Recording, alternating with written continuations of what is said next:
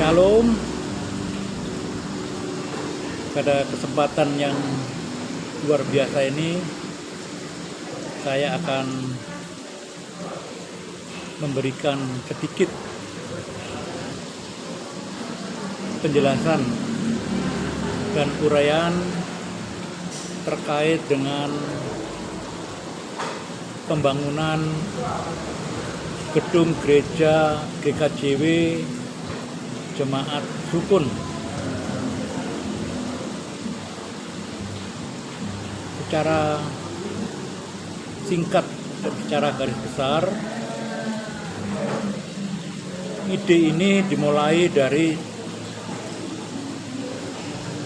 desain dari GKJW induk, yaitu di Talun, GKJW Jemaat Malang yang ada di Talun, di mana secara konseptual GKJW ini didesain oleh seorang arsitek Belanda yang sangat terkenal, yaitu yang disebut dengan Thomas Karsten. Thomas Karsten ini arsitek yang merancang banyak kota di Indonesia, antara lain Jakarta, Semarang, di Malang ini banyak gedung-gedung pemerintahan Belanda yang dirancang oleh Thomas Karsten. Nah, salah satu yang terkenal adalah Balai Kota Malang.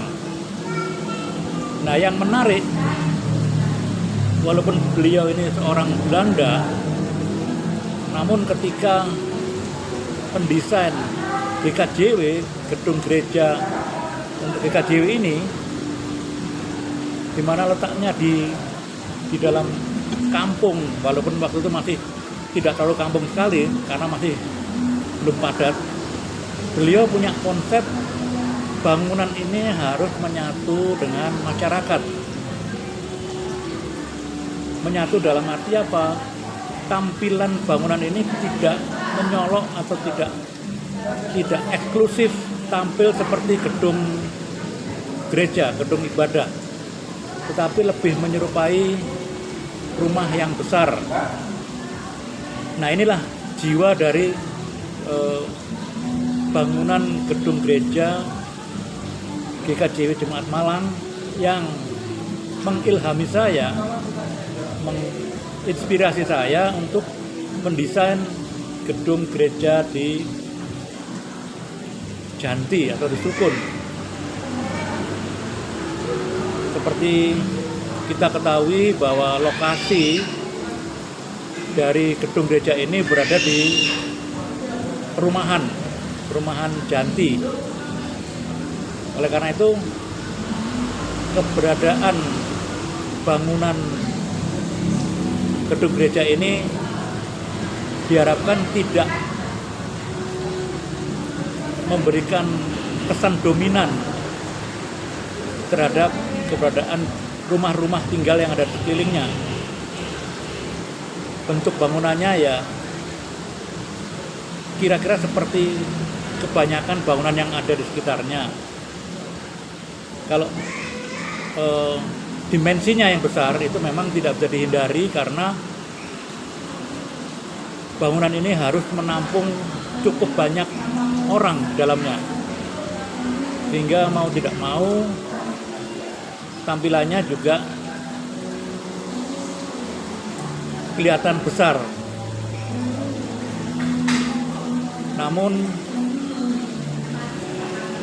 wajah dari bangunan ini itu bisa dilihat pada gambar yang nanti bisa dilihat, itu ya seperti rumah tinggal sebenarnya, seperti rumah-rumah pada umumnya, hanya berskala besar. Nah, inilah konsep utama tampilan dari bangunan ini. Nah, kemudian berikutnya ya adalah bentuk atap ini memang ada dasar pertimbangan tersendiri, yaitu ada cungkup di bagian tengah dan itu persis di atas mimbar. Jadi cungkup ini berada di atas mimbar gedung gereja ini. Nah, kenapa di situ ada cungkup? Ini memberikan kesan simbolisme bahwa disitulah ada perlindungan dari Tuhan untuk jemaat yang ada di dalamnya. Sehingga kalau kita lihat bentuk atapnya itu sebenarnya atap limasan biasa, tetapi persis di pertemuan antara sumbu utara selatan dan sumbu timur barat itu ada cungkup yang melambangkan perlindungan dari ini. Nah, kemudian dari batasan tanah yang ada untuk mencapai atau untuk bisa mengakomodasi kebutuhan jemaat yang besar, maka mau tidak mau harus dibuat 2 lantai, sehingga dengan demikian bisa menampung lebih kurang 500 sampai 600 jemaat. Nah, dengan 2 lantai ini maka